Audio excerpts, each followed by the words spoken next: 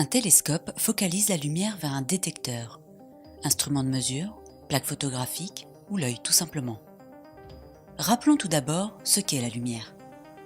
La lumière naturelle se décompose en couleurs. La lumière peut être décrite comme une onde électromagnétique.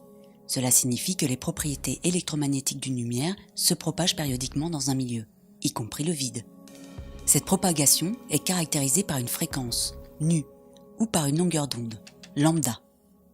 La lumière est plus vaste que les seules couleurs de l'arc-en-ciel. Il existe des lumières invisibles qu'on utilise dans notre quotidien, comme les ondes radio, les micro-ondes, l'infrarouge ou encore les rayons X. Elles voyagent toutes à la vitesse de la lumière, soit 300 000 km/s dans le vide. Ce sont également des ondes électromagnétiques dont la fréquence et la longueur d'onde sont reliées ainsi. Fréquence égale à la vitesse de la lumière sur la longueur d'onde. Un télescope est un objet technique focalisant la lumière.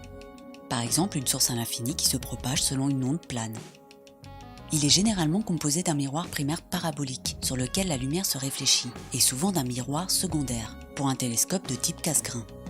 Le miroir primaire renvoie l'onde électromagnétique sur le miroir secondaire qui à son tour concentre la lumière vers l'instrument de mesure, soit l'œil, soit un appareil photographique, soit un détecteur électronique. Pour les télescopes de petite taille, un tube protège l'ensemble des miroirs afin de bloquer des lumières parasites venant des côtés.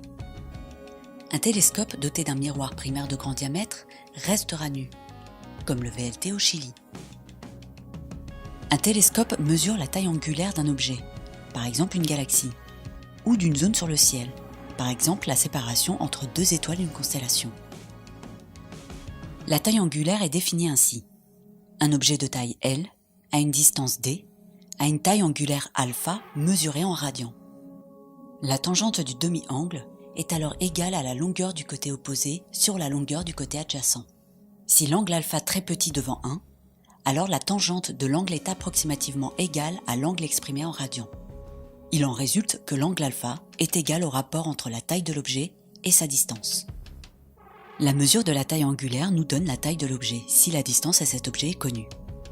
Mais il y a une limite.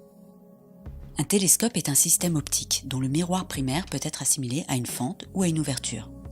Exactement comme une porte entrouverte laisse passer la lumière du jour dans une chambre sombre, le télescope laisse passer la lumière ou l'onde électromagnétique qui interagit avec les bords de l'ouverture.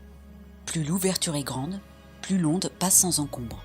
Cette interaction se nomme diffraction et conduit à créer une déformation de l'image en répartissant la lumière dans une zone centrale et dans des anneaux périphériques.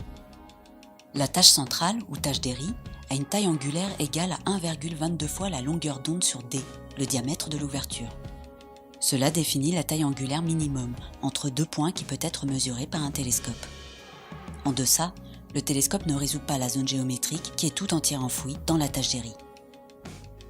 Enfin, le diamètre du télescope modifie la sensibilité de la détection, c'est-à-dire la quantité minimale de lumière venant d'une source cosmique ponctuelle que nous pouvons distinguer du bruit de fond. Les objets célestes sont lointains et leur flux lumineux diminue avec le carré de la distance entre eux et nous. Cela est dû au fait que l'objet rayonne dans toutes les directions et que sa luminosité se répartit à la surface d'une sphère autour de lui, au fur et à mesure que l'onde se propage. Ainsi, la luminosité initiale est répartie sur une sphère de surface égale à 4 πd au carré lorsque l'objet se situe à une distance d. Pour bien détecter l'objet cosmique, il faut intercepter avec le télescope un morceau de cette sphère. Plus le diamètre d du télescope est grand, plus sa surface collectrice est importante, car proportionnelle au diamètre au carré, plus la quantité de lumière collectée sera importante. Doubler le diamètre permet d'observer des corps célestes 4 fois moins lumineux, ou de même luminosité, mais 2 fois plus éloignés.